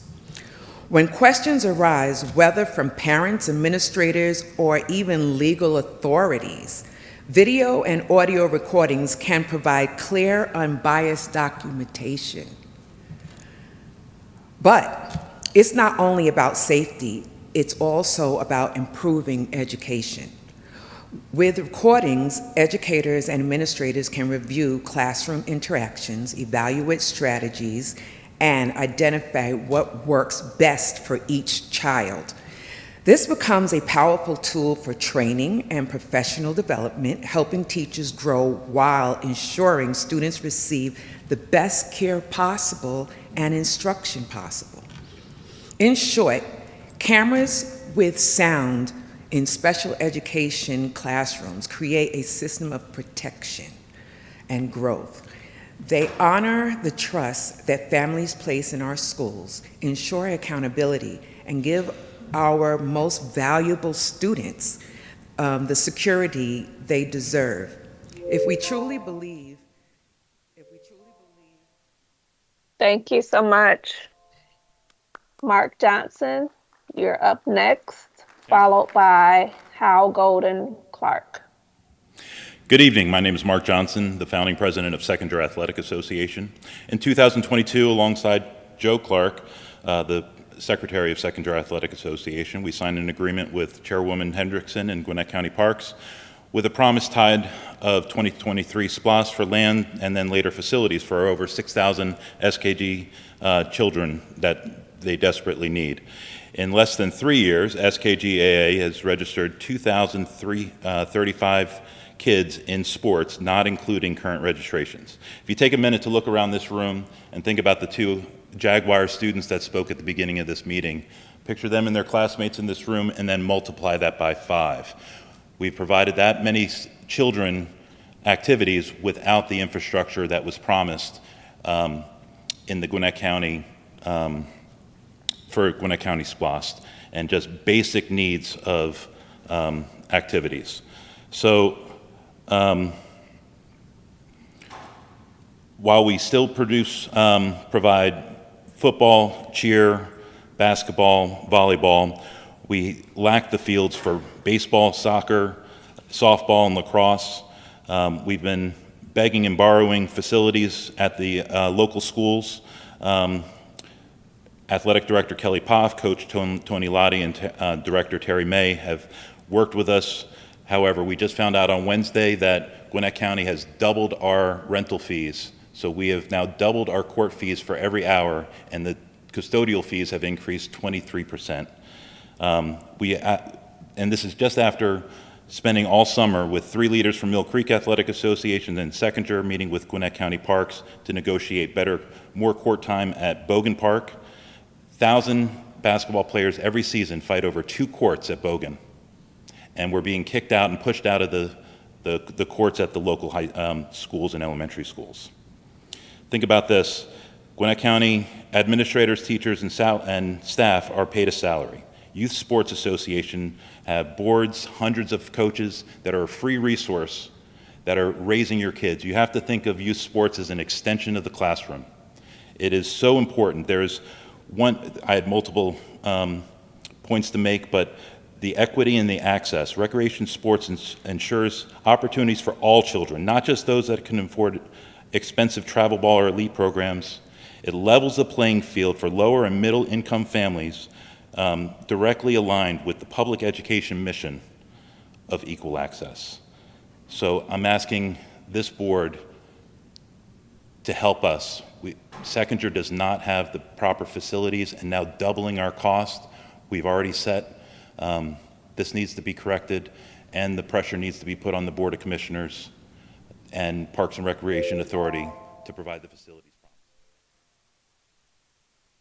Hal Golden Clark, you're up next, followed by Stephen Rue. Good evening, board members. My name is Joe Clark. I'm here tonight on behalf of Seconder Athletic Association, and I want to talk about how critical recreational sports are to our kids, our schools, and our community, and why raising the fees for youth associations to use cluster school facilities would cause real harm. Recreational sports are about more than just games. They're classrooms outside of the classrooms, coaches and team parents who give of their time freely, teach lessons in teamwork, discipline, resilience, and sportsmanship.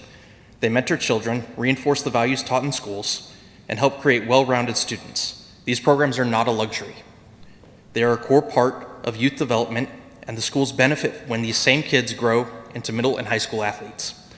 Recreational sports also matter because they are the most affordable option for families. They ensure that kids from lower and middle income households, families who cannot afford expensive travel and club programs, still have a chance to play, learn, and grow. Raising fees will hit these families the hardest, creating barriers that push kids out of athletics entirely. At Seconder, we've gone above and beyond to provide these opportunities and fight for safe places for our athletes to practice and play. We've attended Board of Commissioner meetings, facilitated joint meetings with Gwinnett County Parks and Rec, Board of Education, and Board of Commissioners, and even hosted our own town halls to raise awareness about the fact that we don't have places to play. One of these town halls was the use of the Gwinnett County Gwinnett County Schools facility was paid for by Mark Johnson out of his own pocket so that our kids could be heard. 3 years after signing the agreement with Parks and Rec, we still don't have a park. This left us with no choice but to rely entirely on cluster school facilities. To now raise fees on top of that is discouraging. It sends a message that volunteers who donate their time and parents who already support these schools through their tax dollars should carry an even heavier burden, while the children who benefit most are the ones who will lose out. If fees go up, fewer kids will play. This means fewer kids learning life lessons, fewer moving into school athletics, and fewer experiencing the pride that comes with representing their community. We're not asking for special treatment. We're asking for recognition that recreational sports are an extension of the classroom, that they depend on volunteers, and that they directly strengthen our schools. Raising fees would punish the very people giving freely of themselves to make this community stronger. I urge you to keep these programs accessible, especially for lower and middle income families who rely on them the most. Let's not close the door on the children and families who depend on them. Thank you. Stephen Rue. Good evening, members of the board. My name is Stephen Roos, and my children attend McKendree Elementary, and I'm here to highlight several concerns about how kindergarten placement is handled and to ask your help in ensuring that policies are applied clearly and fairly to all families across the district. First, our child who turned 6 in July was moved 1 week into the school year from their kindergarten classroom into first grade without our consent, without the courtesy of a sit-down meeting with the school.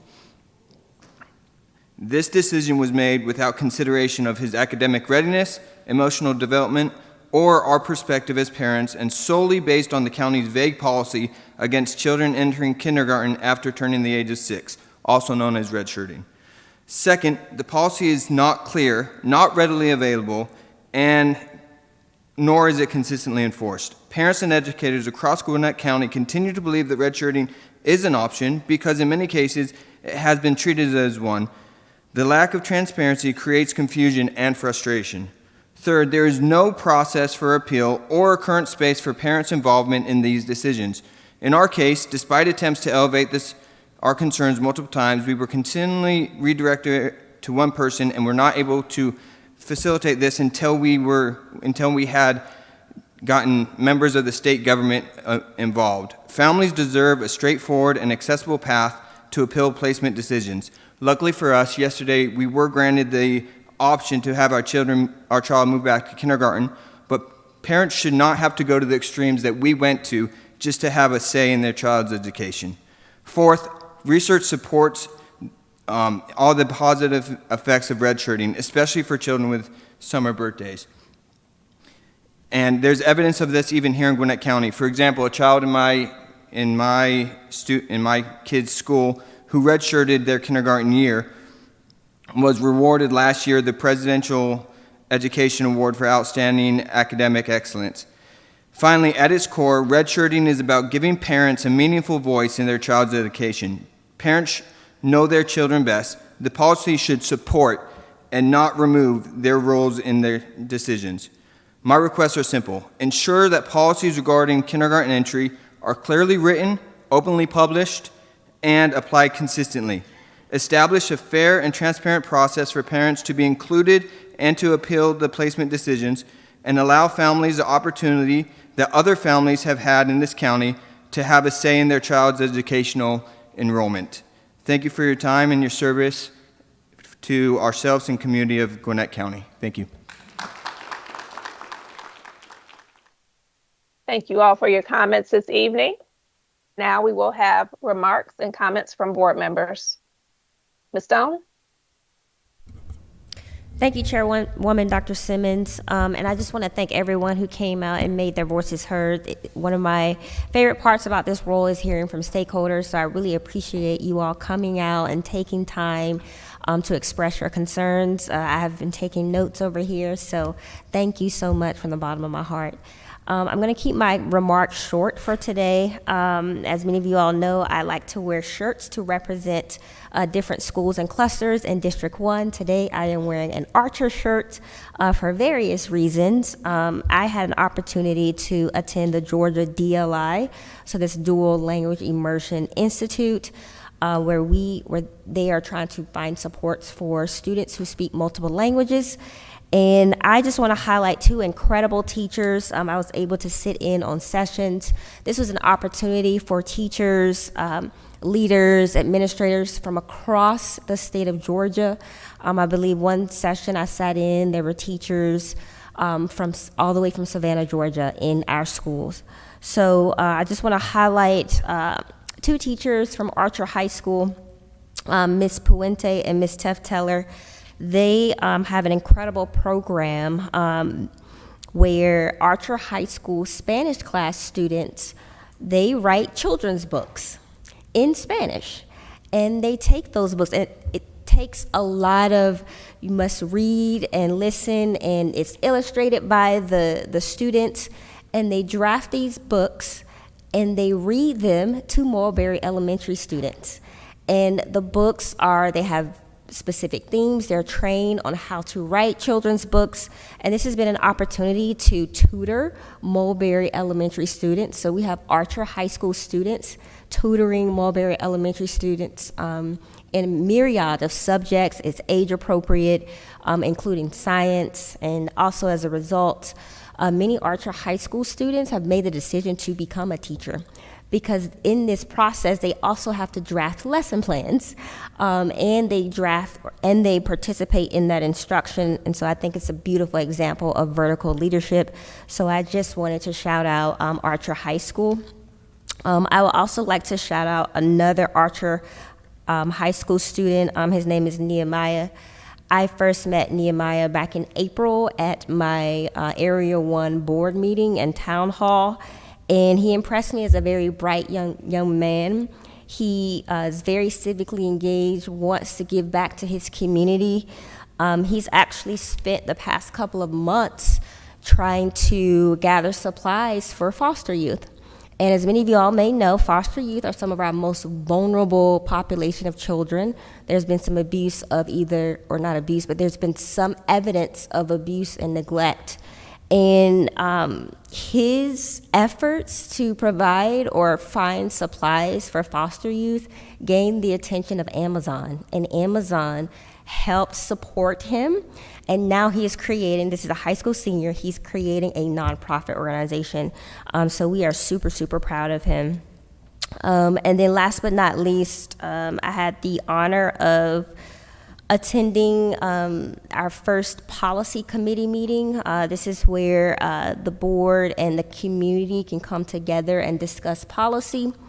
I had the honor of serving as vice chair and our chairs also on our board. We had our first meeting on Monday, and it was just incredible. This committee is made up of teachers, parents, caregivers, community members, and we have one student. And the policy that we are prioritizing is our multilingual or our language policy. How can we support our multilingual learners? So I'm super excited. Our next meeting is in September, and I will keep you posted. So thank you all so much for coming. Well, good evening. Thank you, everyone, for coming out and sharing your thoughts. I've seen our staff active with many of you as you've shared concerns or different things that have happened, and I've seen that over the 6+ years that I've served on the board, staff trying to meet, find out what's the story, and to find a way, if there's a way to solve the issue at hand. So appreciate the staff for that, and appreciate, again, everyone for coming out. It's school start again, time of the year, and I had a chance a couple of weeks ago to speak to 3 of our cluster kickoffs in the District 2 area, and I always love the opportunity to encourage our staff who have had a little bit of a break and are ready to tackle their assignment again to do all that they can to get our kids over the finish line, whichever line that is or whatever level that they're at. I also was able to go over to Duncan Creek Elementary during an ice cream social and encourage the staff over there as well, and that was a treat. Oh, no pun intended. Several principals I've reached out to just in finding out how their first couple of weeks went have remarked that it's been incredibly good this year, and one even said it's the smoothest start that they've had in a number of years, and so that's always good news. As things start smoothly, then it gets off to a good start, and we can build on top of that. I want to give a shout out to our HR department. As we had our HR report today, out of 13,000 teachers, positions, and classrooms, we had only 7 vacancies here in the second week of the new school year, and that is incredible. It speaks to the culture we have in Gwinnett, the retention that has taken place, the fact that our people want to be here and they want to stay here. It represents the new teachers that we have this year, about 10%. It's a little bit higher than the state, but in a lot of districts, those numbers are much, much lower.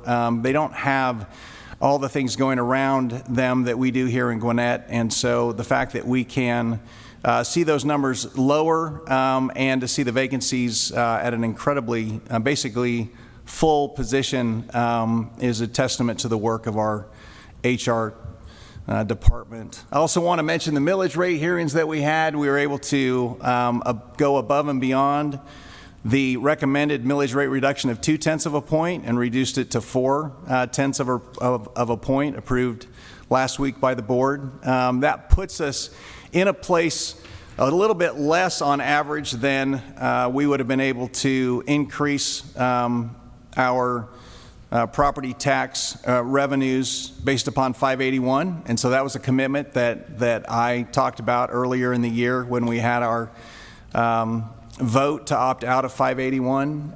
The legislature's given us 2 ways, 2 big buckets to fund what we do, what they give us and what we can get from the taxpayer. We take far less from the taxpayer in Gwinnett than any of our neighboring districts, and we were able to roll that back, and my commitment was to try to do what we could to show fiscal responsibility and make the needs that we had in terms of our budget appropriate and to fund those appropriately. And so I was excited to see that we were able to roll back the millage rate and provide a little bit of tax relief in terms of the needs that we have in funding our budget. And that brings up East Bloss, and I'll just end with this. The East Bloss that's coming up in November basically funds our capital expenditures. And so when it comes to taking care of the 143 schools that we have in Gwinnett County, plus all of our other buildings, fields, et cetera, that comes out of our East Bloss. And the fact that we have East Bloss means that we don't have to take that out of our general budget. You know, people have made a lot about the amount of increase in our general budget. A couple of things that came out of our millage rate hearings was that we had a $357 million increase over the last 6 years in terms of salaries that we're paying. And that was mostly funded by the increases that the state and the governor committed and made possible for us. We also had over $300 million in mandated benefits increases. And so you can see, and again, some of that was covered by the state, some of it wasn't. In 2012, our classified employee insurance coverage was covered by the state. Now it's not. That's $212 million. Our transportation budget's over $150 million a year, and about 30 of that is funded by the state. So again, another $100 million that we cover. Our special ed spending, we're supposed to get $32 million. We're supposed to get $160 million from the federal government to cover our special ed spending. We get 32. So that money has to come from somewhere. It comes out of our general budget. But if you can imagine, if East Bloss doesn't pass and we have to find a way to pull $300 million more dollars out of our general budget to maintain our 143 schools, that's equal to 3,000 teachers. If you think class sizes are large now. Imagine doing what we do with not 13,000 teachers, but 10,000 teachers. So I want to appeal to you. The eSplost we share with anyone who spends money in Gwinnett County. That's a lot of people from outside Gwinnett County. And it allows us to focus our property taxes and the revenue we collect there on our general budget. Without eSplost, not only will the millage rate have to go up and be maxed out, but we'll still have to cut back in so many different ways. So when you hear things about the extra penny, remember, this is a continuation of this will be our 7th eSplost. And because of the eSplost, we have facilities that rival the best in the country. We've had audits on our facilities, and they consistently tell us that what they find in Gwinnett County is unlike what they find anywhere else.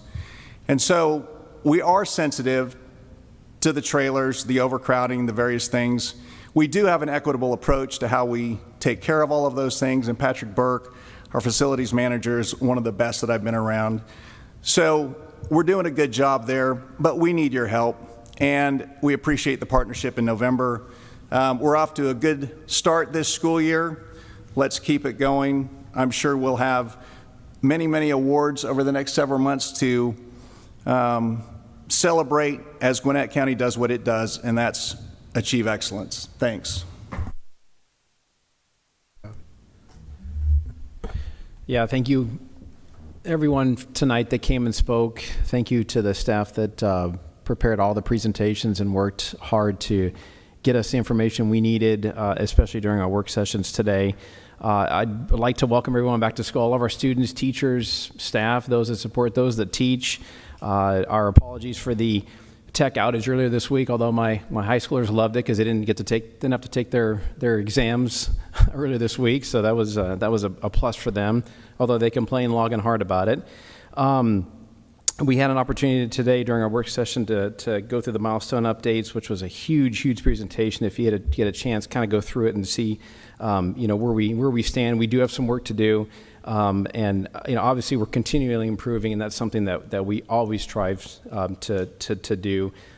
There was really no secret. COVID really devastated everything, not only our economy but our learning. And those students that weren't in the school building did really struggle when it came to math and ELA as well. So it was definitely a struggle, and we need to work to get back to those pre-COVID numbers. I want to echo Mr. Knutsen's comments about our HR team. Teacher vacancy stands at 7.005% of our population is vacant. That's huge numbers. Also want to commend them for 2 awards from Forbes. These are a year national award, America's Best Employer for Women and Best Employers by State. This is GCPS. These were not awards that we applied for. These are just people going out and submitting letters of affection about our school system. So those are big wins for us. We had a presentation in our work session about our superintendent kickoff, superintendent search in our work session. So September and October, we're kicking off kind of the really the community engagement portion of our superintendent search, and this is all available on our website. Each of the 5 board members are going to be hosting a local kind of a community outreach event where the search firm will be there, the board member will be there. It's open to anybody in the county. For me personally, it's September 16th at North Gwinnett High School at 6 p.m. Again, this calendar will be up on the school system website. Please come out, have your voice heard. We want to really understand what is important to you all when we are deep in the search for a new superintendent. Definitely important to us. Heard a lot of speakers tonight talk about school safety. We've had somewhat of a rough start to our school year with what happened at Meadow Creek Elementary School. It's always hard to hear of an elementary school student bringing a weapon to school. It is both shocking and extremely scary. Very thankful no one got hurt. Safety for all of us up here is extremely paramount. Very, very important.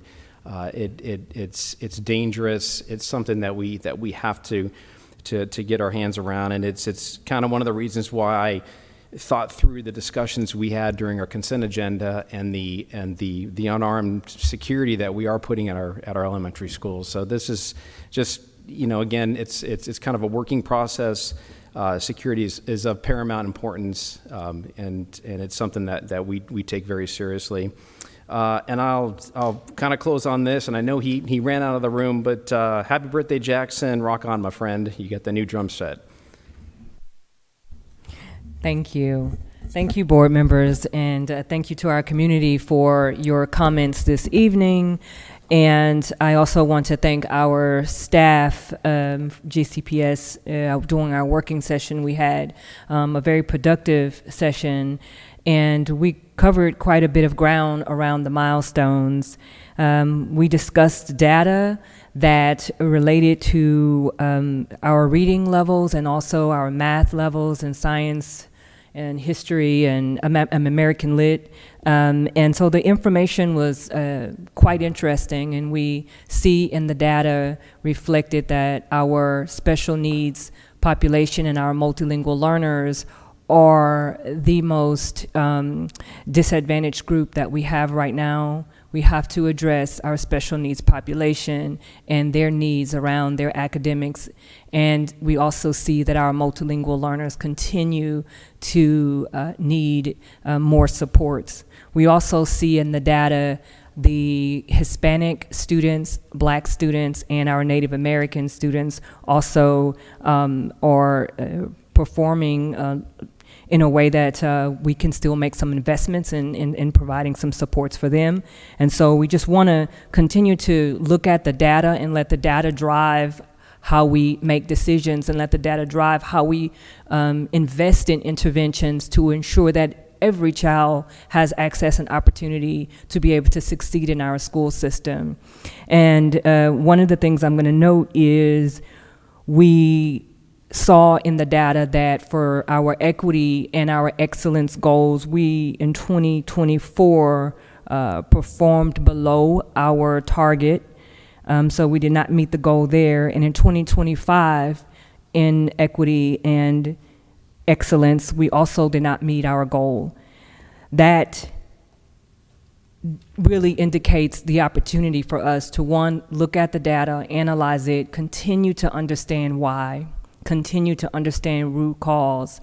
And it also, is indicative of how important it is for us to address access and opportunity. When we address access and opportunity, that's the only way we get to excellence. Equity leads to excellence. And so I continue to encourage our school system to really be intentional about our investments, in particular around the historically marginalized groups. Let the data sort of drive how we need to be able to support where those gaps are. And I must say, though, with the presentation today, I'm very hopeful. I'm very hopeful because our school system, we had, I think, Dr. Harmon, and we had Chief West, we had the presenters really share this idea that was very detailed around the work that will be done. You all have seen WestEd study. They came, made quite a bit of investments in research and study into our school system. They met with teachers, students, and they did a lot of research around how to address the needs of our multilingual learners. And today, it was explained how the path moving forward is certainly going to incorporate their recommendations. So I'm really excited about the intentional focus around the recommendations from the WestEd study. And also, as a result of that, one of their recommendations was for us to have a policy committee that addressed an MLL policy. So the multilingual learner policy is the first policy we're going to work on as a committee. Now, our first get-together, I must say, was this week. It was Monday, and it was a get-to-know-you meeting. It was sort of this informal session where it allowed us the opportunity to see our team members. Each of our board members appointed 2 members to represent the community, and it was great to be able to have these activities so we can see people outside of this box, right? We had an activity where some of the members shared their hopes, their dreams, their whys. We talked about ourselves in a way that we noticed commonalities, and we noticed that people you wouldn't think in the same room would have and share the same dreams. I mean, I think we talked so much about like our, skills or what we did in the past that we could have made a band. Like we had people who enjoyed just playing guitar or singing or drums, and then we had two different people talk about how they liked Halloween. But anyway, these things are so important because as we do the work, the hard work and the hard work of policy making, or recommendations rather, it's important for us to really build a foundation of not putting people in boxes and understanding that just because we may look alike, we're not the same, or just because we look differently, it doesn't mean we don't have anything in common. And so really building that foundation around working as a team, even though we may disagree, it's still important to hold that respect and to understand where people are coming from and their why. We all have a why, we all have a story. So as we continue to work on the policy committee, I want to really be intentional as I'm working as a chair. I really want to be intentional about building relationship in a way that we can have a harmonious working partnership and teamwork, even though we may disagree sometimes, but it's important for us to work as a team so that we can move forward policies to be able to bring it to the board so that you all can decide, or we can all decide on whether this is something we want to do based on their recommendation. So the other thing I wanted to share is the comments today. I heard equality and I heard equity, and I want to just echo Knudsen without repeating everything you said, the really critical importance of the capital investments. And we heard you about your needs as second year. We heard the students' needs about what they expressed in South Gwinnett. And so I think that these are things that are really investments that we can put into our school systems when people invest and support SPLOST. So the SPLOST is very important, and we definitely needed to make sure that there is equality and equity in our school system so that all kids, no matter where they live, can have what they need and have wonderful facilities that are updated, that are safe, and so they can have fun experiences in high school. Other 2 points, congratulations, HR team. Thank you so much for, I think in the history that I've been on this board, Mr. Knudsen, you and I have been here the longest, I have never seen data like this in terms of the vacancy. And I was just really impressed by that, and I just want to, Chief Harmon and your team, yes, thank you all so much for the work you do and the intentionality around your programming. And so I wanted to shout that out. And then the Alma Group, Mr. Gasper announced about the Alma Group and how we're working with them with our superintendent search.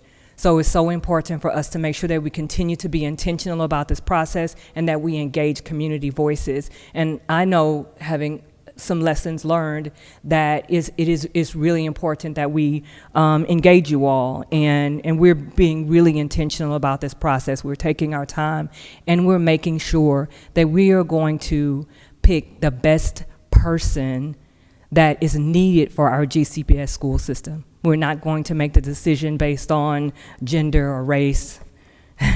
We are going to make this decision based on the needs of the community. So I ask our community to have faith and to trust in us, and I ask our community to take the time to participate in the process, to be a part of the process, to help us with the profile, and to really engage in this. And finally, it is Wellness Month. Wellness Month is a month that we must be intentional about our mental health and our physical health. There is so much going on in this world. There's so much going on in the United States of America, from the ICE raids from the fear and terror in our schools, from the racism, from the misogyny that is happening across our nation, from the homophobia, our economy, federal positions, and so many people out of jobs, 350,000 black women being impacted by the administration, and there's just so much. It's a heavy burden that some of us are bearing. And I just want you all to just hold near and dear the space of the need to rest, the need to take care of yourself. And as we are entering and beginning this school year, just really be intentional about understanding that rest is resistance, self-care is revolutionary, and joy is a spiritual space of healing and peace. So be intentional about caring for your wellness, because we need you. You are enough, you matter, and you are the difference we need in this world. Do not give up hope. No matter what is happening in the nation, we have one another.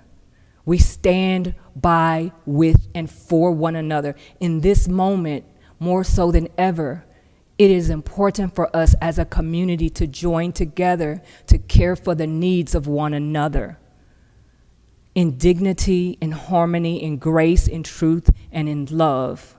Thank you.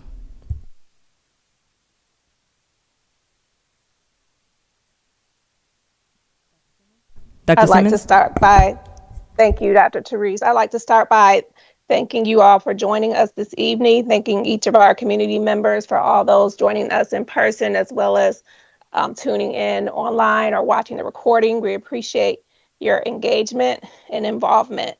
There is so much to celebrate, even at this point in the year. I'm not going to necessarily reiterate everything that my fellow board members have already shared, but I just want to, say welcome back to our teachers. Welcome back to our students and our families. I know a lot of our schools are having curriculum night or have had curriculum night.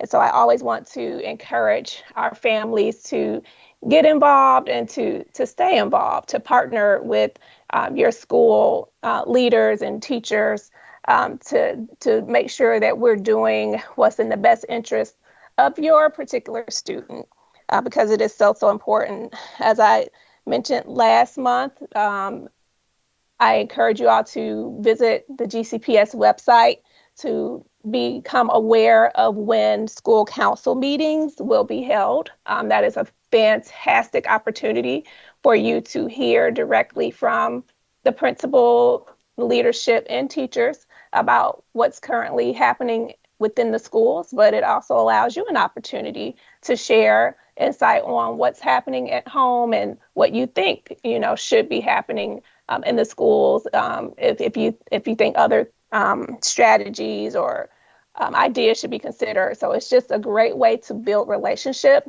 and to collaborate, all with a shared goal of increasing student achievement and making sure students reach their full potential.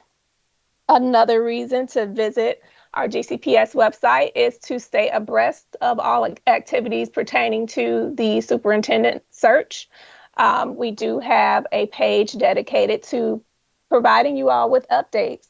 If you take a look at the working session, there's a very detailed update that I shared earlier today pertaining to engagement opportunities on the horizon. So I do encourage you to visit our GCPS website and look for our superintendent search page there for ongoing updates. And we look forward to really engaging with our community to develop a candidate profile. That is very important. First and foremost is that we hear from our community far and wide across the district, not just those that are most vocal that we maybe hear from on a regular basis, but we want to hear from maybe those that have not spoken up in the past, that are not able to come to board meetings to provide comments or make it to the school to engage. We are really trying to be intentional about hearing from you as well, as we identify what competencies are going to be most important that we look for in our superintendent. So please, please, please be on the lookout for those dates of when your district school board member will hold a meeting, but you are free to attend any of those meetings, whether it's in your district or not. We want to hear from as many stakeholders as possible. And to that end, we do have a community survey that will be launched August the 25th that will also provide you an opportunity to provide to give input and insight as to what is going to be most important as key qualities in our next superintendent. I do want to follow up on the recent vote around the millage rate.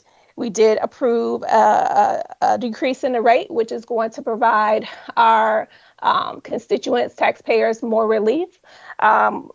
Circling back to a previous comment, we did, as a board, opt out of 581, and I believe we made a commitment as a board to be very conscientious about the concern around how much taxpayers, the burden that's being placed on taxpayers potentially as it pertains to funding education. And so I, for one, feel reassured in our decision to provide some taxpayer relief there, knowing that we still covered our budgeted, we still covered everything we budgeted for in this upcoming school year. And so I appreciate that we have a board that is committed to being financially responsible while considering student achievement, what we're looking to accomplish, and also our taxpayers, how we're taxing our constituents and stakeholders. So great news there as well. I will say that if you followed up and took a look at that last meeting around the millage rate, you will hear, my concern around overcrowding in our classrooms and, asking the district to consider even whether or not we could provide some relief with the general fund. The feedback was that we more so in the past and to date, we don't use general funds to provide additions to schools. That's something that eSPLOST funds are used for. So I just want to, echo the concern from me as a board member that we do have quite a bit of overcrowding that is taking place. This is typically, per feedback from the district, addressed through redistricting. I can't answer why we haven't had redistricting conversations sooner, but I do know that they are on the horizon, especially in light of Mary Kay Murphy Middle School opening. But I'm pretty sure we'll be digging more deeply into that, as well as we think about the number of trailers we have on campuses across the district. As I shared in a previous meeting, we have some schools with 30 plus trailers, 50 plus trailers. And that is a concern for one reason, because of the safety issue, and how can we ensure that students in trailers are equitably as safe as students within the schoolhouse that have weapons detectors, right? So there are a number of things to consider. And I, for one, am not a proponent of having trailers on campuses. I understand that there are times where we need to provide temporary classroom space. And for me, as a board member, I am one that really does deem trailers as a temporary solution, not one that should be made permanent. And we've seen them become permanent or semi-permanent solutions on some campuses for too long. But we are committed, I believe, as a board to addressing these issues more immediately than perhaps we've seen in the past. The eSPLOST vote coming up in November is very important. We encourage you all to make sure you go out and vote. While we can't tell you how to vote, we do encourage you to vote, knowing that those funds do support our facilities development and our additions. It will help us to address overcrowding. It'll help us to ensure that we have systems in place, heating, air systems, roofing, things of that sort, to make sure we have proper facilities. So it is very important that you all do get out and vote when the time comes. I think to round out the conversation, I do want to acknowledge the South Gwinnett High School community that came out this evening. It delights me to see that you are very much engaged in what is happening at South Gwinnett High School, and I appreciate you for coming out. Some of the feedback that I will share is that we have, as a school board, been pushing our district to be more transparent, and as a result, you will see that on our website now we have a facilities update that is made available where the community can see how we've been spending funds in our schools, what updates have been made to individual schools.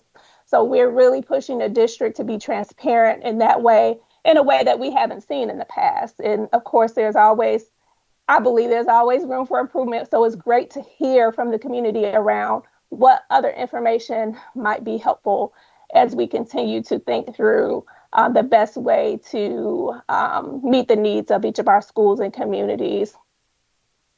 I'll also add to that along the lines of how it's determined when schools will be provided with additions. Our staff annually analyzes demographics, residential development impact, and grade level cohort trends to forecast enrollments.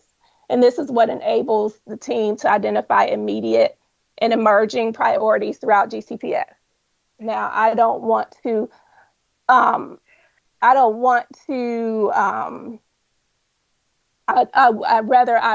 elevate that again. My preference would be not to have trailers anywhere across DCPS. But that's not the case because, again, we do have instances where we just are overcrowded. We need more funding. So it's a matter of setting priorities. One of the things I wanted to note about South Gwinnett High School is that the enrollment has been between 2,570 students and 2,600 and about 82 students over the past 5 years. The capacity of the school is 2,750 students. So enrollment has not yet reached the building capacity. Now, with that said, Gwinnett did take on and get an additional 18 special education teaching positions allocated this year, which on the one end is great because we're able to reduce class size and better meet the needs of students. And then on the other end, as we're seeing, that means more classroom space is needed. And so what it comes down to is, yes, we want to best meet the needs of students, reduce classroom size. We have on paper a document that says the building capacity is 2,750 and we should be able to accommodate 2,750 students adequately. But what we're seeing is when the ratio of teacher to student, when that size reduces, where we're saying we need fewer students per teacher, that means we actually need more space. And so that's where we're finding ourselves in this, that's why we're finding ourselves in this predicament, because we are essentially reducing the teacher-student ratio, which is great, but now that means we've run out of some space. And so I'm really looking forward to meeting with the South Gwinnett community next Tuesday evening. I believe it's the State of the School address that Principal Jordan has scheduled. I will be on site along with Dr. Taylor, the cluster superintendent, and others to engage with the community as we continue to think through what the current status is and how the district can be responsive to the needs of the communities. So I look forward to that collaboration further to be kicked off next Tuesday at South Gwinnett High School. With that, Dr. Taylor, I will turn it over to you. Thank you, Dr. Simmons, and certainly will be brief. I did want to just begin by just echoing some of the sentiments of thanks, particularly to the district and school leaders and staff. We've had an overall very smooth opening. Opening 142 schools is no easy task. opening 142 schools with as much rain as we had those first 2 weeks, it doesn't make it any easier. And so definitely want to appreciate the efforts of everyone involved in making that happen. You've heard a lot about this evening. There are a number of major things happening. Right at the top of the list is the superintendent search. Just want to really thank the board and also just reaffirm what I said earlier, a couple months ago, that this has been a very, very intentional process, and I've definitely enjoyed watching how deliberate the board has been as they've gone through this process. And I have all the confidences that they're going to make a great selection, and so we're primed for continued success with this process. For you all, in the community, those present and those online, the commitment we also made was that we were going to be as transparent as possible with where we're at as a school system. And so to that end, we have updated the transition plan. It is available on the website. It summarizes where we've been over these past couple of months. It highlights where we are currently and that our continued focus is on our core business of teaching and learning. So we're not going to just sit and wait for a new superintendent to be named. We have work to do. We have students to serve, and we're going to do that. And also kind of highlighting where we hope to go in the future. And I think I'll close with thinking back and reflecting. In April, when I had an opportunity to move into this seat, the message that I really wanted to communicate was we're going to be okay. And that still holds true. I think we're okay. We're doing fine. It pivots now, and there's a new challenge and a new prediction I'm going to put forward, and we're going to be better. Right? So we're not allowed to stay in status quo. Like, that's just not how Gwinnett operates. We're always in that spirit of continuous quality improvement. So now, over these next couple of months, as the board conducts their search, the permanent superintendent, our goal is for him or her to inherit a system that is already on the rise and continuing to be on the rise. And so with that, I will turn it back over to you, Dr. Simmons. Thank you so much. If there is no other business, I need a motion to adjourn this meeting. I make a motion to adjourn our meeting. I have a motion by Dr. Therese. Is there a second? Second. The motion is seconded by Ms. Stone. Is there any discussion?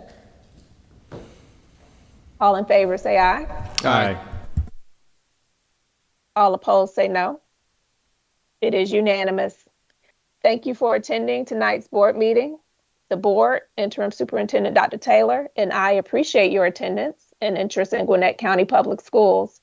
As our public meeting has concluded, this facility will be closing in 20 minutes. Thank you for being with us tonight, and drive home safely. This meeting is adjourned.